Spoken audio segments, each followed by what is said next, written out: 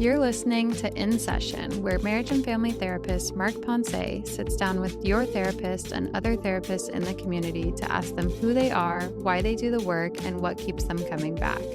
Whether you're in therapy, looking to start your therapeutic journey, or just wanting to learn more, this is the show for you. Thank you for being here. Please enjoy today's episode.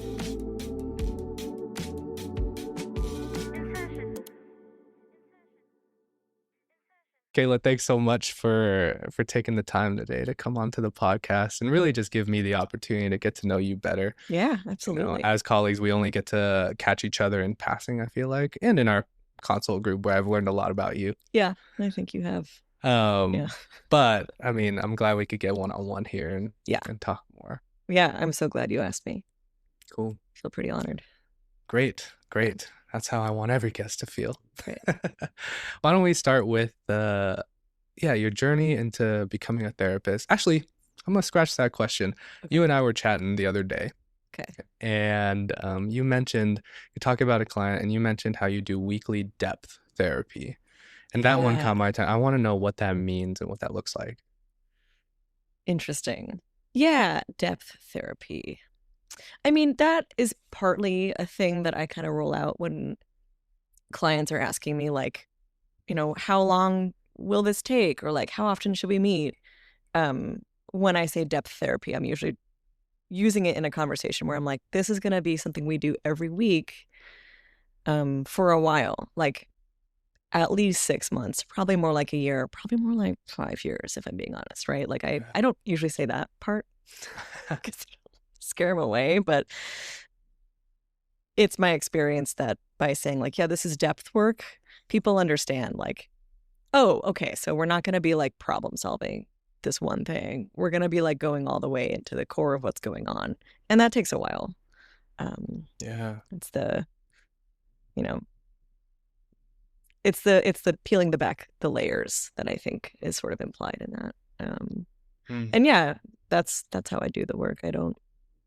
I'm not here to solve problems. I resist pretty strongly when people try to have me solve their problems. Yeah. What kind of reaction do you get from clients usually when you resist or when you challenge back? It depends on the client.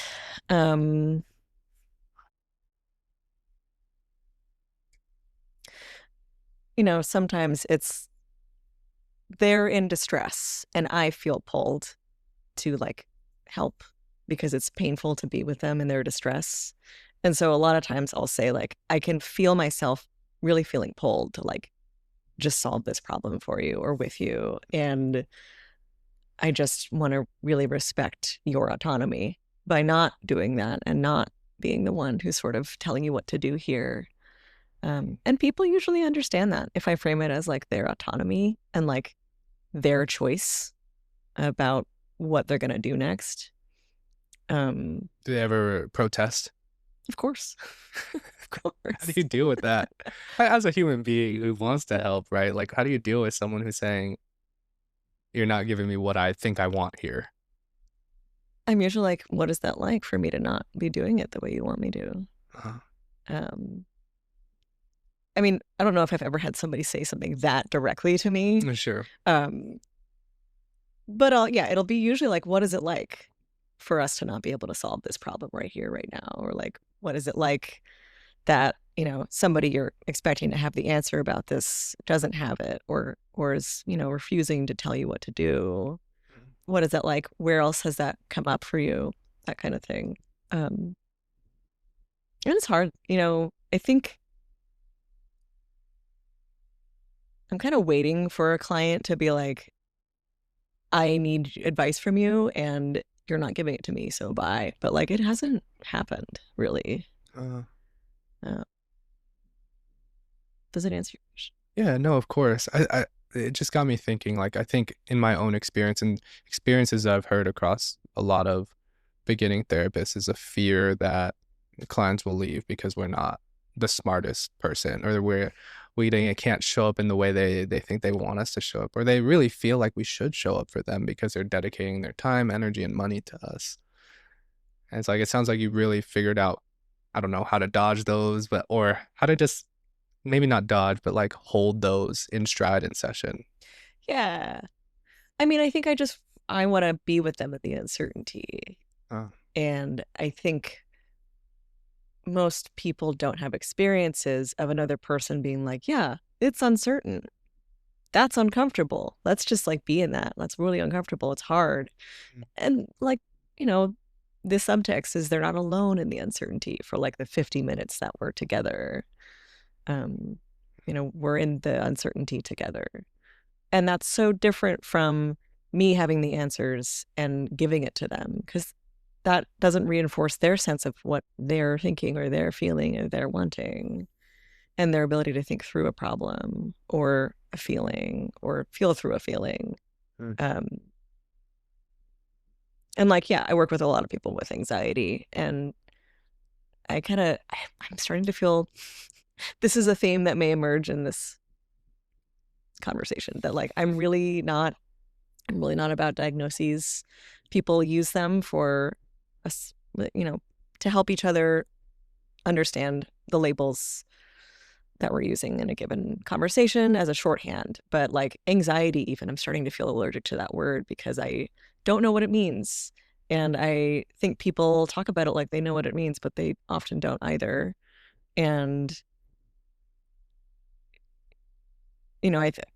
I'm thinking about that in this conversation because of the way it connects to uncertainty and just like what it's like to be with uncertainty in a way that, needs some sort of answer or needs some sort of like certainty or grounding, and what it's like to be able to be in uncertainty and feel grounded anyways, or Wow. not need to resolve it, and just learn that like uncertainty is a part of life that you just live in, without needing to control it or Mhm. explain it. I don't know. I'm already waxing poetic and all shit. So I mean, you're good. No, I feel like it's very true and such a hard truth, I think, for clients to digest and for us therapists to digest, where it's like, I don't know, I think the common thought that I have is like, I want to help people through their problems, and like socially, what it means to help someone through a problem almost feels very linear, A to B, then we've helped them. How, how, how through your career development, like, did you develop this perspective you have?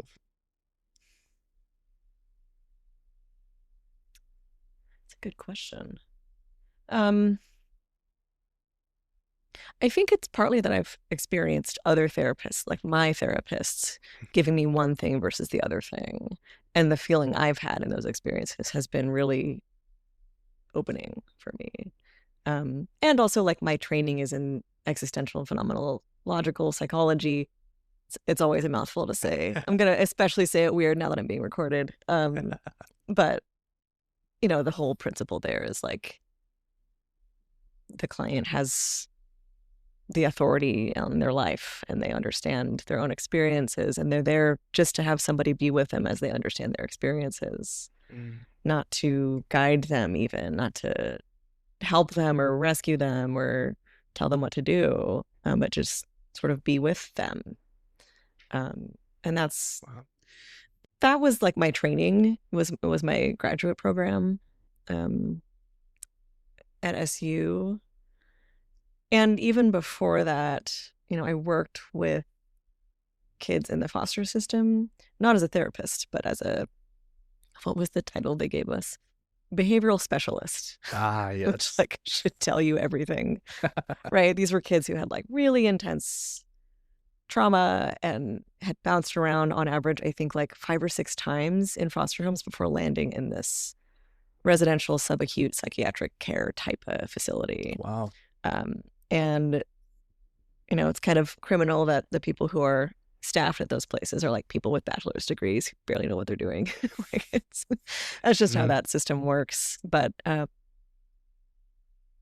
I feel like that is so interesting in the sense that the higher acuity, the less experienced people, like they want just more people so then they can take more people in. yeah, yeah, But because they need to have that ratio. right. Yeah, But what does it do in the course of change and healing?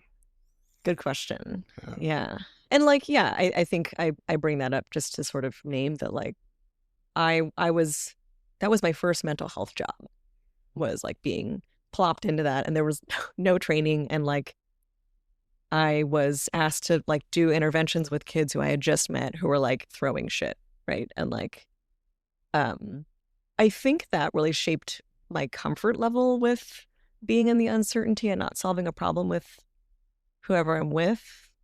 Because like, I don't know if you've ever talked to a kid who's upset, but right, if you're like, Yeah. okay, here's what we're gonna do next. You know, if they're mad enough, they're like, fuck off. Like they don't want you to tell them what to do. Mm-hmm. And or like, you know, they want you to solve the problem, but they they think that the problem is like whatever happened that upset them. But the real problem is that they're feeling lonely or feeling like overwhelmed or abandoned or just like trash, right? Like there's so many things that they're metabolizing in their feelings. And what they really want, but probably don't know how to ask, is like to have an adult just be with them and like support them through that. Mm-hmm. And that I think shaped a lot of why it became a lot more comfortable for me to sort of just be like, yeah, like I can't go and tell this other kid who made you mad to never say that again to you. Like I'm not going to do that. I don't have that power. And also like, it's not even fair, right? Yeah. It's not just them. So yeah, I think that shaped me early in my career. That makes a ton of sense. Yeah. I mean, I think that's so hard to get to for people because it's like what I think I hear you saying is like in the background is this need for relief in some way, need to feel seen, and it's like saying those words outside of being a therapist, like outside of the room, is so risky. It feels so, Yeah. I mean, vulnerable. Yeah. Right? Yeah. Especially if you're a kid who's needed to make yourself big Mm, because all the adults in your environment were scary. You know, you're not about to like go up to an adult and be like, hey, I feel sad. Can you comfort me? Like that's never going to happen, you know? And like, yeah, I think that extends to adults, clients of mine, yep, you know, exactly what I was thinking. yeah. Yeah, and how like we're talking right now in the context of work with children, but the message seems to stay the same. Yeah. You know, how can we as adults like ask for these, I don't know, very innate attachment needs that we have? Yeah. In a way that we're not so engrossed by shame. Yeah. And what a way to be with clients. You know, it Yeah. sounds so human. That's what I strive for. And like, I want to be fair to myself that I'm, you know, oftentimes I am getting sucked into like a problem solving thing, or like if a client feels really distressed, I'll like kind of get like, yeah, kind of zoomed into a very nitty gritty sort of thing. And I don't always catch sight of what's going on until later. And I'll be like, oh, like I, they needed me to step back and catch what's really going on or whatever. I'm not like always just able to be like, oh yeah, you want the problem to be solved and I can't solve it. Like I sometimes lean in more than I would like to, but I try to sort of land back in that space. This is not, I'm not here to tell you what to do. Yeah. I mean, what you're naming there, I think is an experience I feel too. It's like in the ideal world, it'd be nice to be like that 100% of the time, you know, in this space and just, and like even just going from client to show up in this, in a way that's so human. And it's exhausting. It's so exhausting. How do you deal with that? How do I deal with? I don't know, the exhaustion of showing up, or like if you'd even call it pressure to show up in that way as a human, as, yeah. That's a really big question. I mean, in some ways, I find it more exhausting to not show up as a human. Mm, And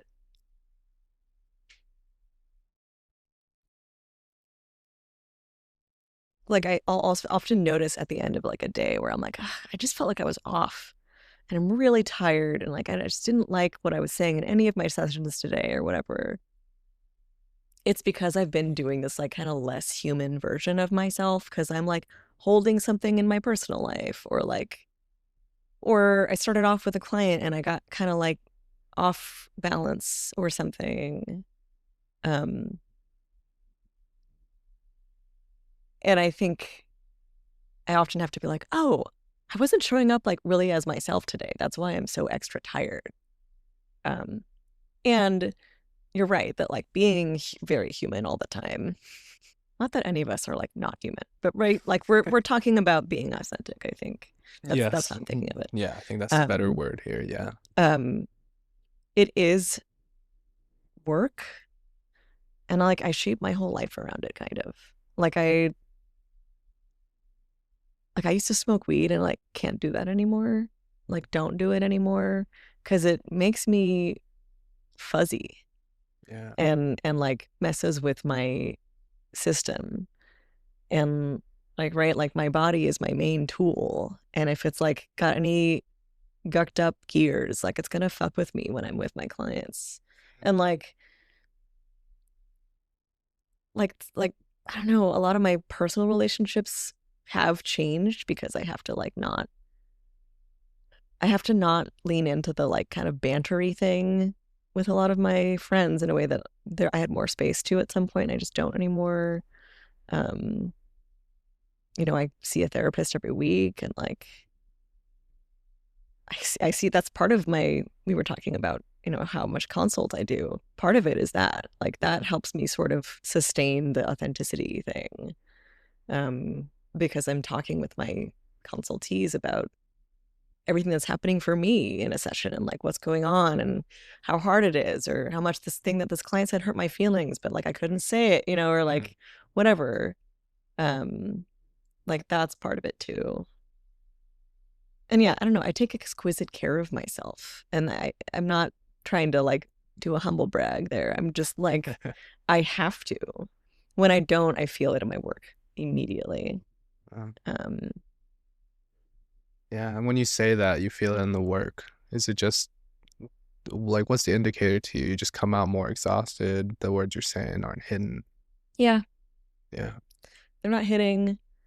I'll say things that I wish I hadn't said, or I'll forget to say something. Oftentimes the way it shows up is like I feel like I can't zoom out and catch sight of what's going on. Like I feel kind of too in the weeds. And when I'm really doing the work I want to be doing, I have a little bit more of a like, I'm sitting in my own little dwelling and the person is sort of there with me. And I have a harder time doing that if I'm tired or stressed or whatever. Yeah, if the gears inside, like you said earlier, aren't gearing. Yeah. And are impacted by other things in your life. Yeah. Yeah. And if I'm just tired. Yeah. But yeah, in other ways, I manage how many clients I see a week. If I do much more than 24, I'm toasted. Yeah. Has that been like something you've just had to figure out over the years, like how much you could do? Were you ever at a point where you were seeing just way too many?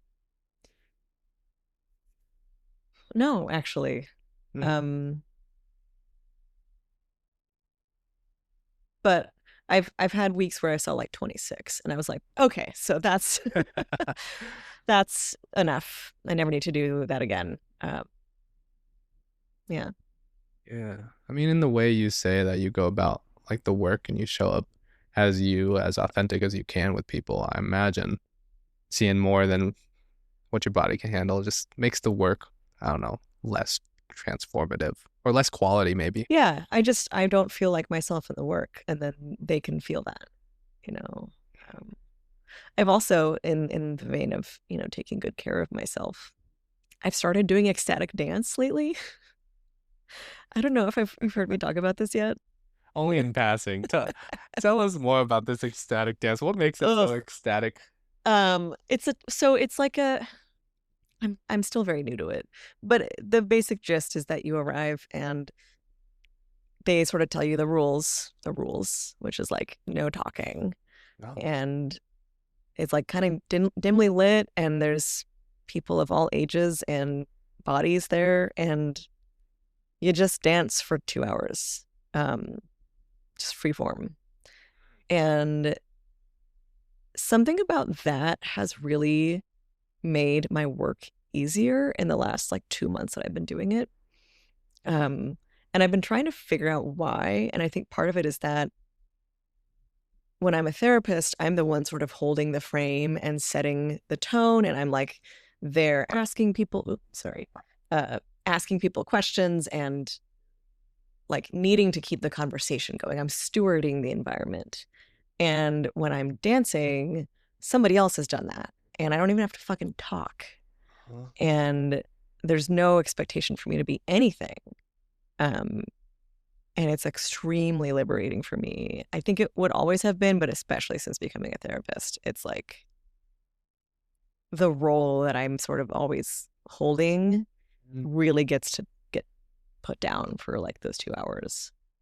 Wow. Sounds liberating. It is real. Liberating and kind of free. Yeah. And also like so much of my work is talking. Like I do a lot of somatic work in what I'm doing too. But even that, like I'm guiding somebody through the thing. And like we're in discursive, interactions that still need talking. I'm smiling because I joke with a few of my clients about how I'm like really into silence and like really want to support people to just be silent in space. But right, that's like the interruption to what we're often doing, which is talking. And the fact that I never have to say a word at dance and my body is doing the thing that I'm doing there. It's just a really nice change. So that's been a major part of what's been sustaining me lately is dancing. That's awesome. Yeah. What prompted that? Has dance always been a part of your life? Yes, actually. It has. Not for a while, like not after like college, really. But when I was a kid, I was in this thing called Kaleidoscope. Kaleidoscope. It's like a Seattle like 90s kid institution. Like people who grew up in Seattle often know what it is and people who don't. But it was this like modern dance company where you'd go and I forget her name, Anne Green Gables. I don't know, something like that. There'd be like these really expressive things where it's not like you're learning a dance step, but like she'd like put fabric squares on the floor and you'd go and you'd like stand on one and she'd be like, okay, when you're on that fabric square, you're a cube of ice. And if you're on that fabric square, you're a frog or like stuff like that, where you're just being prompted to be expressive with your body, not in like what is supposed to be like ballet or like other proscribed dance moves, but like from yourself. So like I don't know, that is kind of how I dance now, and that's like what I think of the work as, even for me as a therapist, is like kind of deconditioning ourselves from what from if ballet is the like perfectionist performance medium, that people are wanting to, no shade to ballet or people who like it, but right, it has that reputation. If people are trying to be like, help me be a better ballerina, I'll be like, why do we need to be a better ballerina? Do you, maybe there's other ways to dance in this world. Is being a ballerina really the thing that is bringing you alive? Something that caught my curiosity while you're talking was this use of the word prescribed. You said it's kind of going away from this prescribed version of dance. Even as I relate that to the work you do in the therapy space, it's like this, I don't know, the for the lack of a better word, like the lack of structure or the lack of prescription is what I hear is important to you in these different spaces in your personal life and in the work. Absolutely. Yeah. I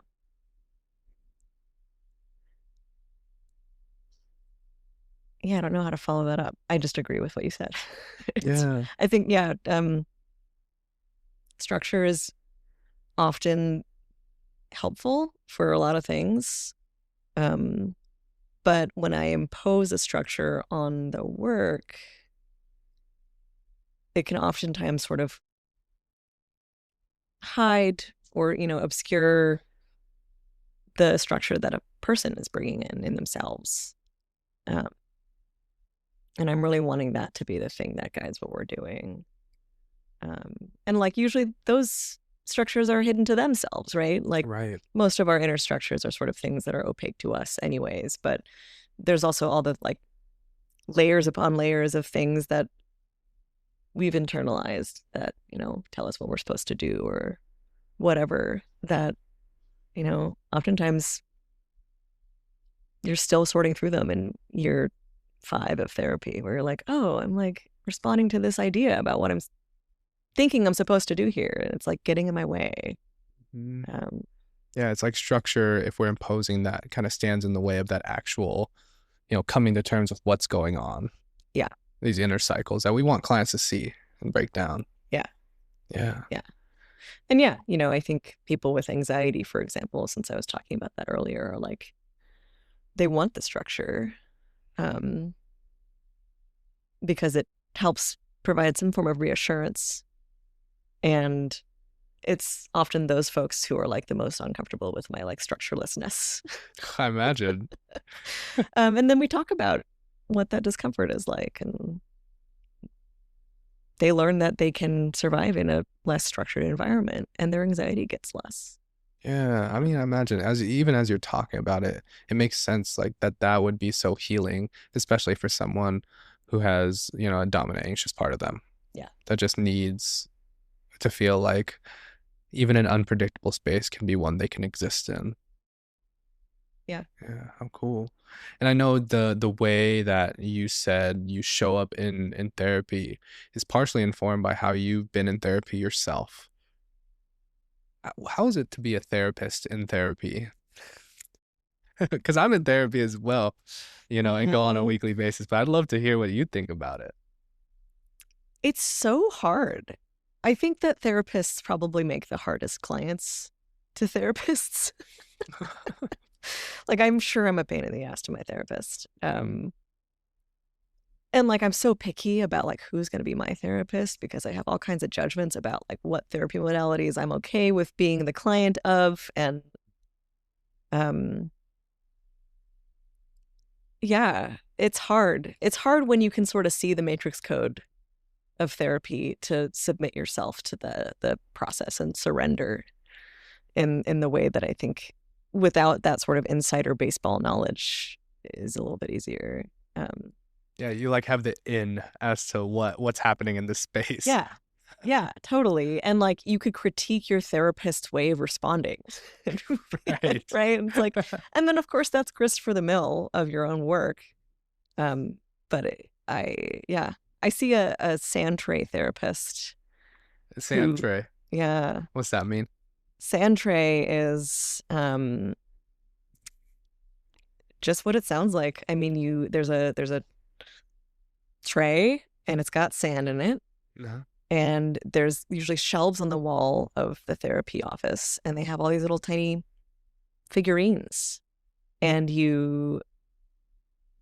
when you're doing a tray, you go and you pick out the figurines that like call to you, and you're like using your felt sense and your intuition to sort of guide which ones you pick, and then you arrange them on the sand and kind of feel into what it brings up for you. Mhm. Um, What about, like you just said just a second ago, there's this pickiness of like the type of therapy you'd be willing to do and the type of therapist you would want to see. uh-huh. What led to choosing sand tray?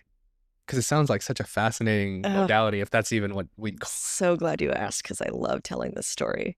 it. Um, Okay. I have a colleague and friend who I went to school with named John Borges, Hmm. who I'm actually going to see on Halloween weekend coming up.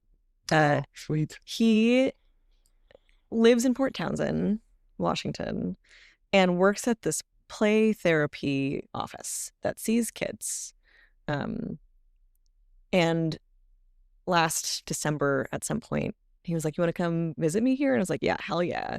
And we go to this office, and they have, 4 or 5 different sand tray rooms where, I mean, like I love my therapist's office, but she doesn't have nearly the number of like little figurines, right? Like they have like 5,000 little toys, um, plant things, animal things, household, like dollhouse things, people, Wow. abstract shapes, heroic figures, like archetypal things. Like it's just awesome.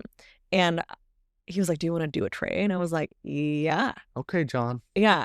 That's how he is. And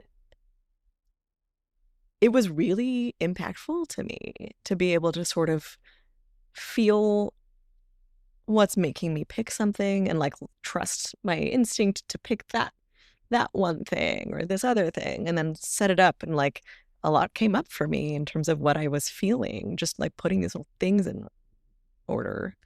It's nonverbal. It's kind of like psychodrama therapy, which I was in a psychodrama group for like 5 years before I became a therapist. And yeah, it's like concretizing something, and you get to sort of let that impact you in a way that's a lot different if it was just speaking. So I did that, and I was like, I think this is what I want to have my therapist be doing for me. Wow. And I found one through another colleague of mine who works here, Mohammed. Yeah. He knew a person who knew a person. It sounds so powerful. It And was. like making me think about, I mean, all of our conversations so far about structureless, you know, not Yeah. so prescribed, where it's you living in within or you doing therapy with the structures within yourself. Yeah. And like coming to whatever change may come of that. Yeah, totally. And like I really want to get trained in it at some point. Mm. And I've thought about bringing it to my clients, and the idea of like some of my clients in particular, I imagine being like, what? You want me to play in a sandbox? Like, but like, yeah, like I think it helps sort of get around a lot of the resistance, or it invites the resistance, which then you work with the resistance, right? Right. Yeah. So in your own experience of sand tray therapy, what are some of the things you've learned about yourself through that?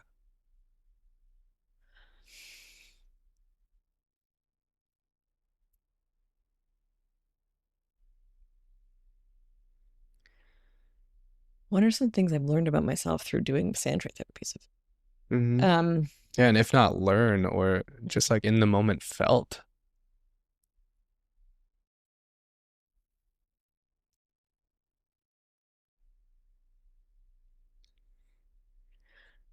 Sometimes I'll bring a dream and try to sort of concretize the dream in the tray. And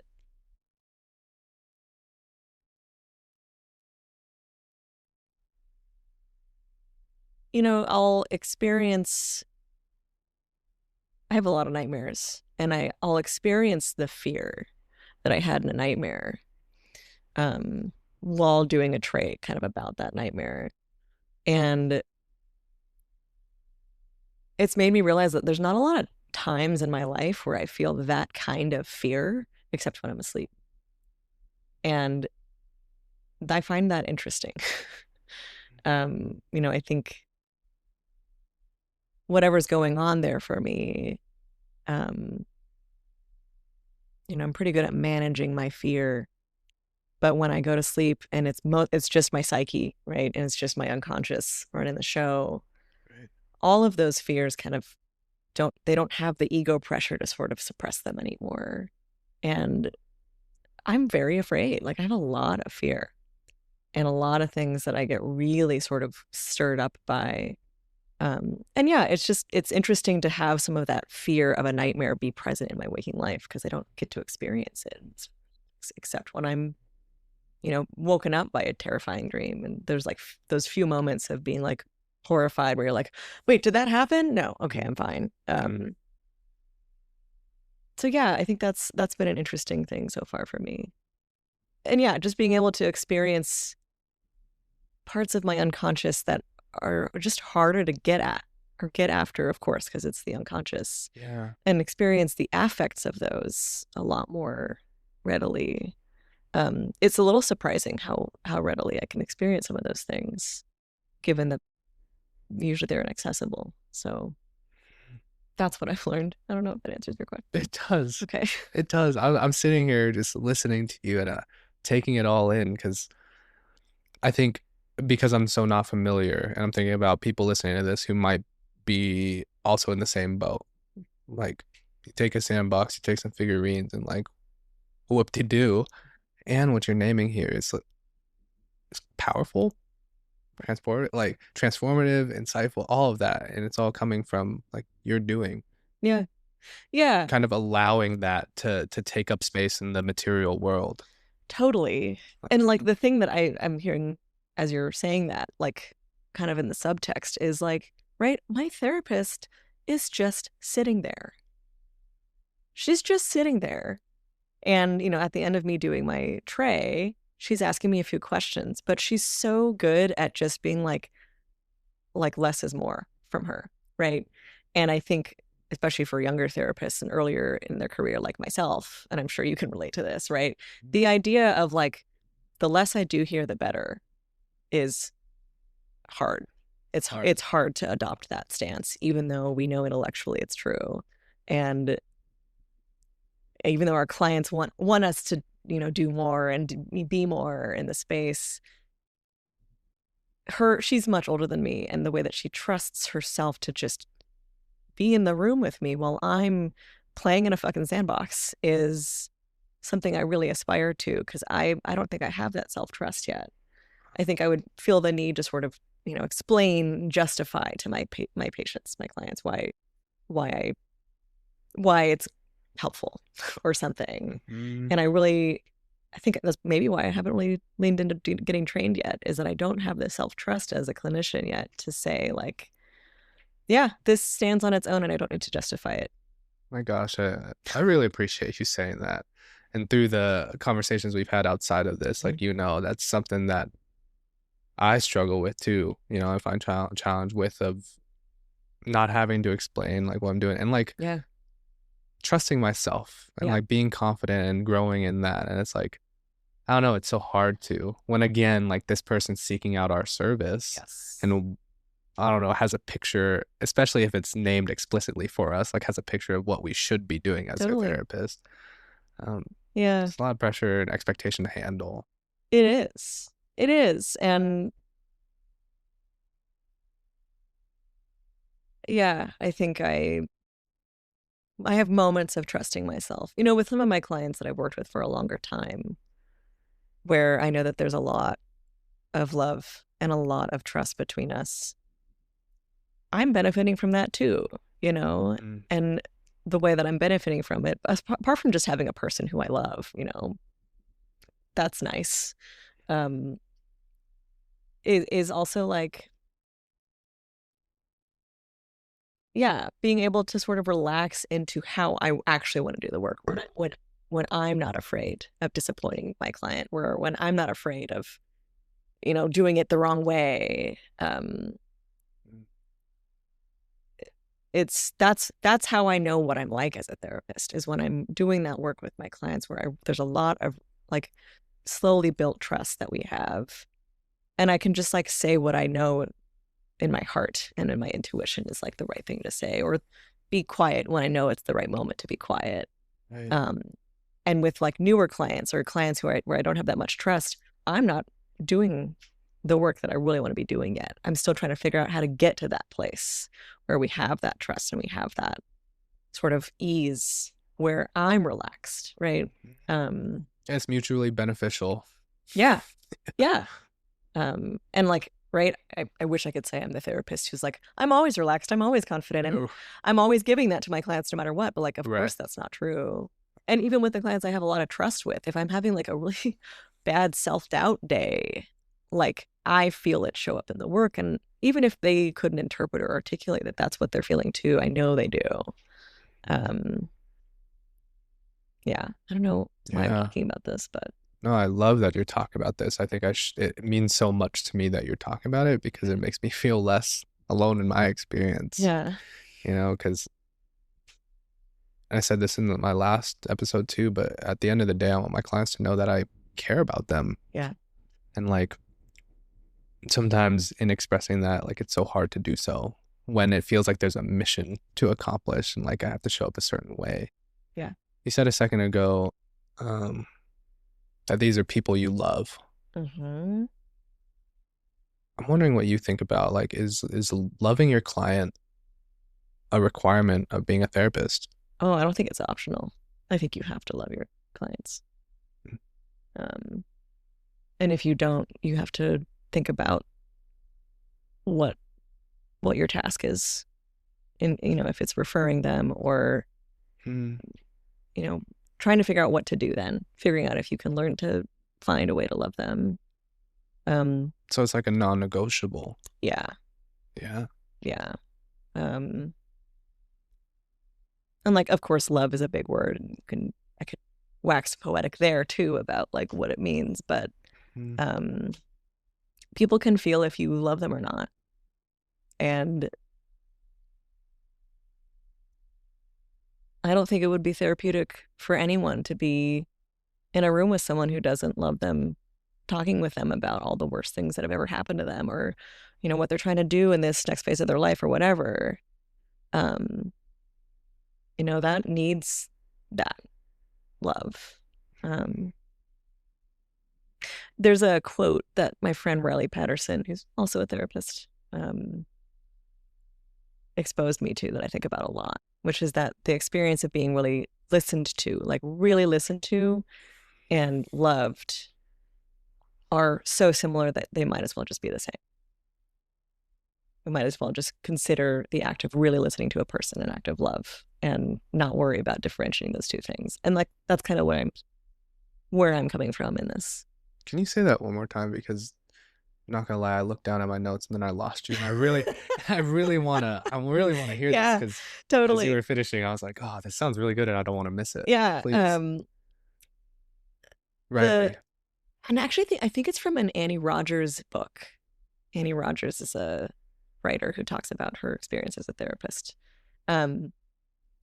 That the experience of really being listened to and of being loved are so similar that we might as well just consider them to be the same thing. And yeah, that's why I think it's non-negotiable. I think if you have a client that you can't love in this basic way of really just actually wanting to know what's going on in their life, actually really looking forward to seeing them, even if you're like in a conflict with them, or they're driving you nuts because they're stuck on something and you're stuck on it with them and it's hard. Yeah. But like, they're a person that you want to see. If that's not part of the work, it's gonna impact them. I'm also a big fan of Mr. Rogers, which people who I show this to, if like I ask my friends to watch this, they'll be like, yeah, okay, here, she's gonna start talking about Mr. Rogers. He has a quote that's like, love is at the root of everything, love or the lack of it. And I think that if you are lacking that love when you're with your clients, they will feel it, even if they don't understand what they're feeling.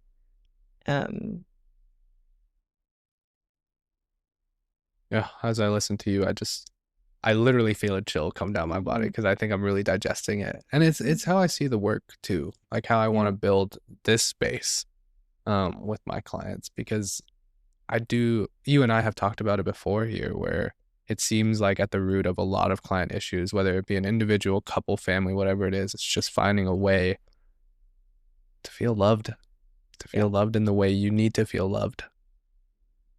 Yeah. I have to pee so bad. Okay. Can we pause for a second? Sure. It's funny to be talking about love, like really feeling it. So since you're the body working against you. Yeah, I'll be right back. Yeah, you're good. Hello. Hey, welcome back. Welcome. Pee go well? Oh yeah. Oh, good. Everything came out okay. Oh, good. Nice and smooth. Just like therapy. Yeah. Unstructured. Unstructured. What?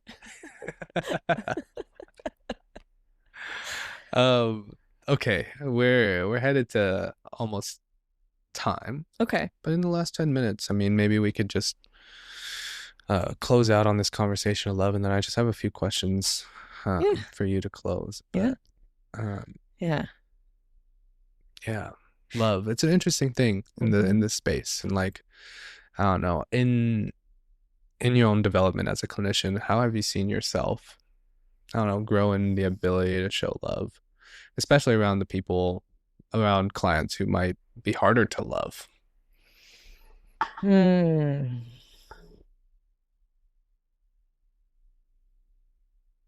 I'm thinking about that.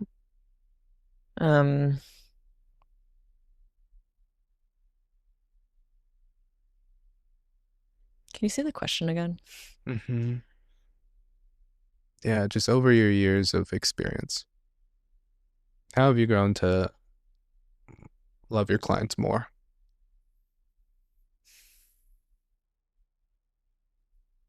Um, I mean, I think through loving myself more. Mm. I think, I don't know if that makes sense, but like that's the answer that's coming to mind. And it's like, right, one of the things that I find easiest to love in anyone, client or otherwise, is like the fact that they were like a kid once, like that. If I'm having a hard time finding compassion for somebody, I'm like kind of trying to look at them and be like, oh, like one time, like that was a kid with like missing teeth, like 2 front teeth missing, and like, they like dressed up for Halloween one year as Superman or whatever, and like Yeah.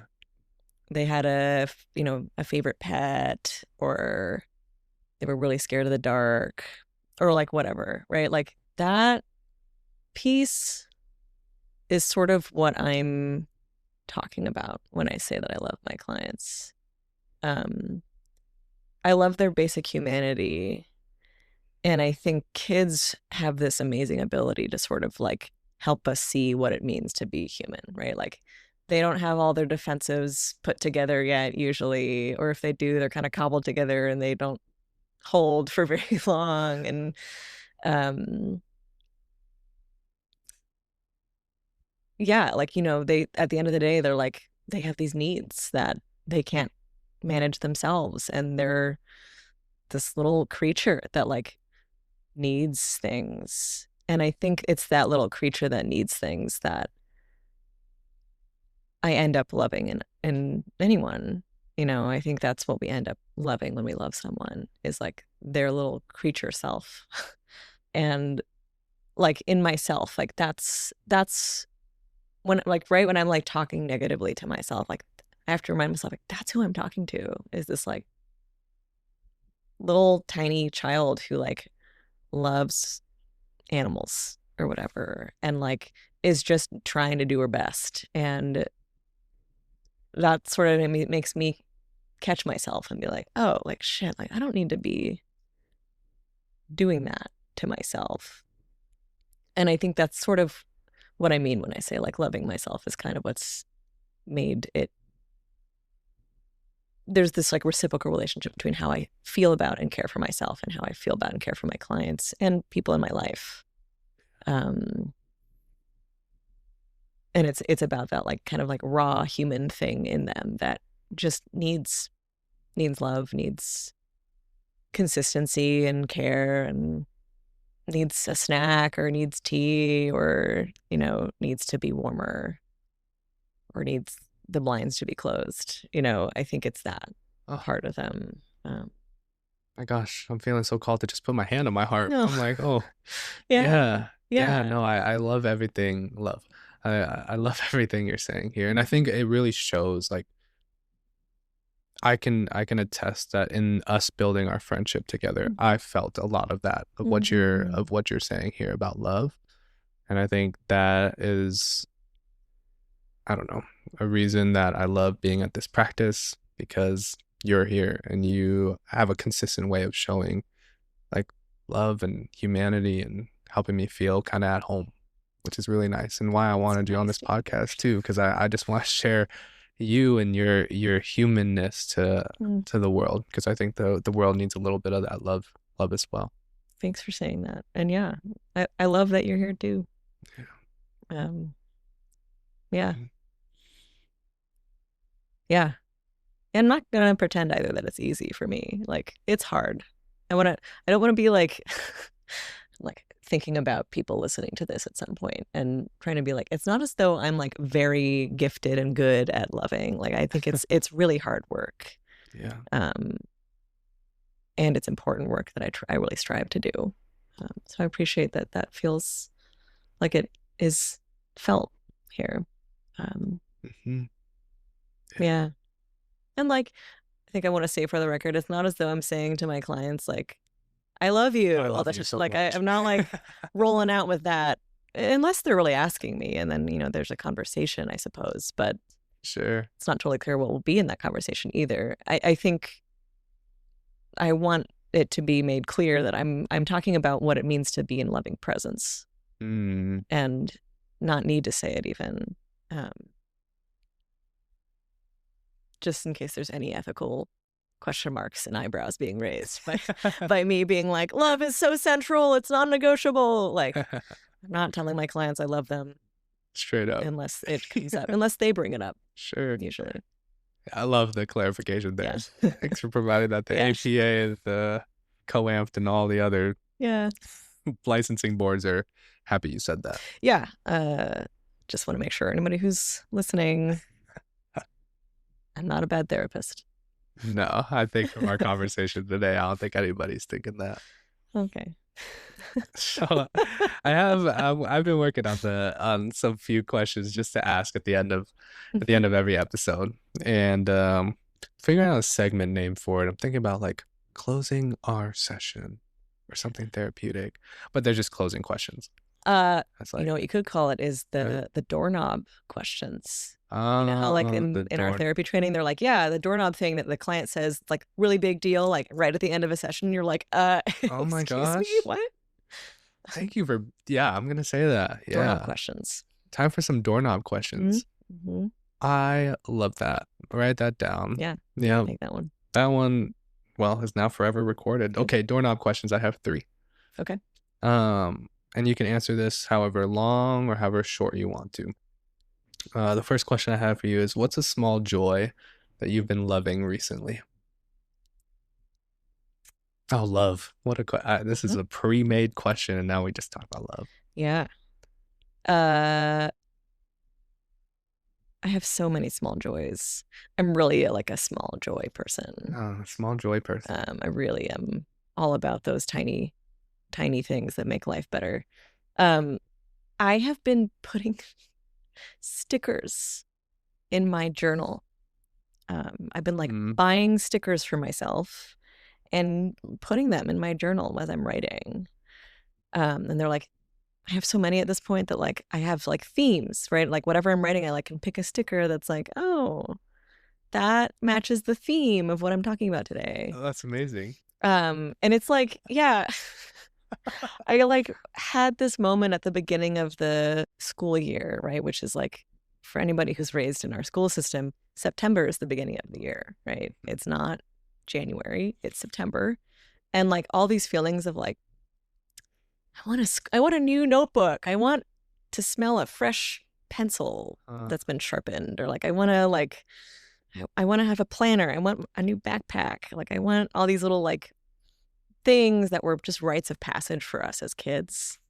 And one of the things that I remember really loving when I was a kid was stickers, and like how teachers had like fall themed stickers on their little like, calendar they would put up in the room or whatever. So I was like, well, I could buy stickers for myself. Yeah, you could. And you did. And I did. And it has been such a source of infinite joy. Like I feel inordinately happy when I put my little stickers in my journal with me. And like when I buy a new set of stickers, like I found a sticker book full of hummingbirds. So now I have like hummingbird stickers. I don't know. I'm so glad you asked that, because I've been really vibing on my stickers. Oh my gosh. The small joy of stickers in the journal. Yeah.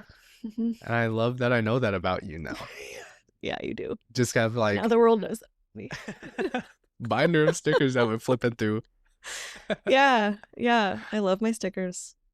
And like, back to like, loving my younger self, my inner child self. It's like such a way of caring for younger me. Exactly. She has pretty simple needs. Oh. Just want some stickers. Some damn stickers. Yeah. That's awesome. Okay, my next question, my next doorknob question is, what's one thing that your clients have taught you about life?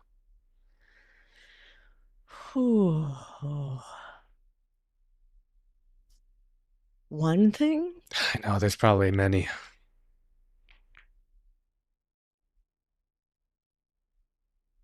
Oh, God, there's like so many different things in my mind. How do I pick one? Mm.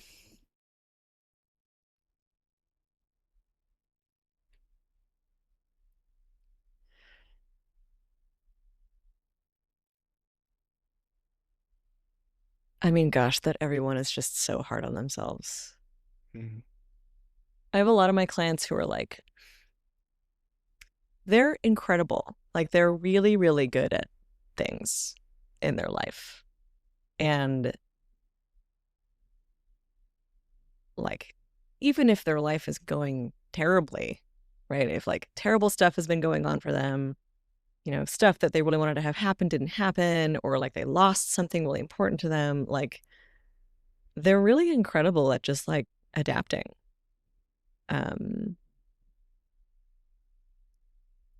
But they're so hard on themselves, like so hard on themselves. And I am too. Like, that is just a thing about me. And like, I'm thinking of like, sometimes if my clients are a couple minutes late, or even if they're many minutes late, I'm like, I'm so sorry. I'm so sorry. And when I'm the therapist, I'm like, you know, I'm not upset. You know, can we talk about what's going on? Sorry. Sorry. I had to say the word sorry. You know, let's talk about like what's going on that, you know, made you late, or like whatever. Let's talk about it. But I'm like, it's fine. Like, I'm not upset. Yeah. But then if I'm late to my therapist by like a minute, I'm like, I'm so sorry. I'm so sorry. I'm like, wait. Like, I'm telling my clients it's okay. Like, I'm telling them not to worry. Like, I'm seeing how much they're beating themselves up for this thing that then when I go do it, I am the same way with myself. And I'm like, yeah, like everyone is just like that. So hard on themselves. Yeah. Me too. And it's really hard to not do that. And it's like, you know, it's like silly. Like, it's silly. It makes me think of like, you know, if some, like, I'm trying to think of an analogy here. Maybe I won't be able to think of one, but along the lines of like, if somebody was like putting on a clown performance, right? Somebody's like dressed up as a clown, I'm following. and they're like, you know, they have the makeup and the wig, and they're like doing silly sort of like self-deprecating like tricks or whatever. And at the end of that, them being like, I'm sorry that I like didn't do that right or something. You'd be like, what the fuck are you talking about? You're being a clown. Like, it's okay. The whole point is that it's not perfect, right? Yeah. I don't know if that analogy is totally what I want it to be, but right, like, taking ourselves so seriously about things that are not that serious. Or, you know, they're serious, they're important. They're not a joke, but they're like not life and death. And I don't know, maybe life and death is kind of silly. Like, maybe we can not be so hyper serious about how we move through the world. And my clients, I think, remind me that I am that way too. And I think everyone is. It's hard. Yeah. It's hard. And I think it's pointed to how people are socialized and all of these things. I mean, what a clinical conversation it sounds like comes out of it for you. Yeah. You know, and same with me too. I try my best to talk through like the process of it all. Yeah. Where it's like, this is fine. Yeah. And what about like, what if I was upset? Yeah. You know? Or Totally. and what would that mean for me as I go to my therapist late? Like, what if my therapist is upset? What if she hates me now? Right, exactly. Yeah. Oh, it gets so the thoughts can go every which way. Totally. But yeah, just learning that everyone is hard on themselves, and usually the things that we're hard on ourselves about are like kind of silly. Yeah. Yeah. Okay, last question I have for you today is, if you could share one thing with your younger self, what would that be? Apart from stickers, you mean? Apart from the stickers. Yep. I mean, I'm like big on reparenting myself all the time, so that's a big question. Again, one thing. Hmm. Um,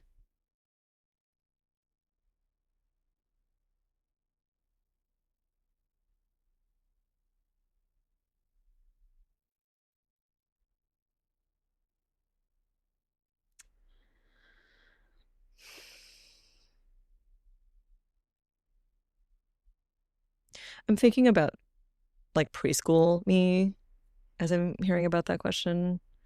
Um, and preschool me like had their shit together.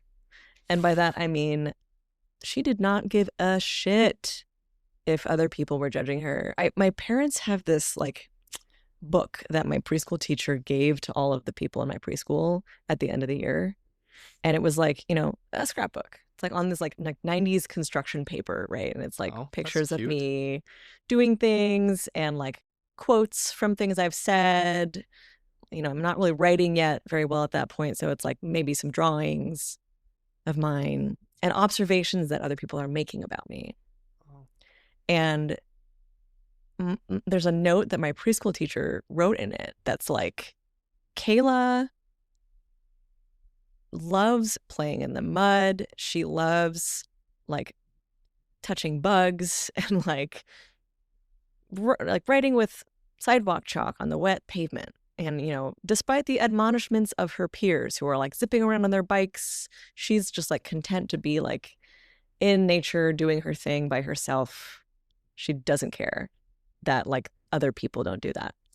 And like I read that a few years ago at a moment where I was like just trying to uncover like parts of myself where I felt more like me. And I was like, yeah, that like the fact that I just want to like go and like be in nature by myself for like a long time and like touch mud. And so like that preschool self, I guess, talked to me in a way and said to me, like, that's who you are, And so that's a long roundabout way of me saying like the younger me I would talk to is like, I don't know, teenage me, like early 20s me, who I was going through a rough time at that point and, really lost sight of who I was and really lost sight of what mattered to me and let a lot of other people influence me in ways that I think is pretty age typical, but like still was very painful. Sure. And I think I would just take the book that I saw at my parents' house and just show her that picture. I would have my younger selves dialogue, I guess is what I'm saying. That like, yeah, like I've always known what I like. Wow. And I don't need to do a different thing from what I am. Yeah. Okay. Mm-hmm. Thank you. Thank you Yeah. for answering those, and thanks for just showing up Totally. as human as you are. Yeah, thanks for letting me riff. I can't even remember most of what I've said today. I've been like a little nervous and like yeah, I feel like there's so many things that I want to say that it's so hard to cram into 50 minutes, but Yeah. Then I'll have to have you on again. I guess maybe that'll happen. Heck yeah. Yeah. Okay. Well, let's wrap up then. Yeah. Thanks, Kayla. Thanks for having me. Oh my gosh. How are we feeling? How are we feeling? How are you feeling? Yeah. I love getting to know more about you. Yeah. It's just like, yeah. No. Did I do it good? That was kind of a joke.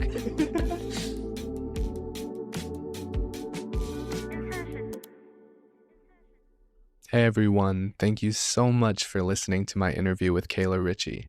Her work is so inspiring, and I'm so glad you got to sit in on our very real conversation. If you like this episode, please give it a download and share with your friends and family. Thank you for helping me continue to drop barriers to therapy, and I look forward to seeing you next time when I'm in session.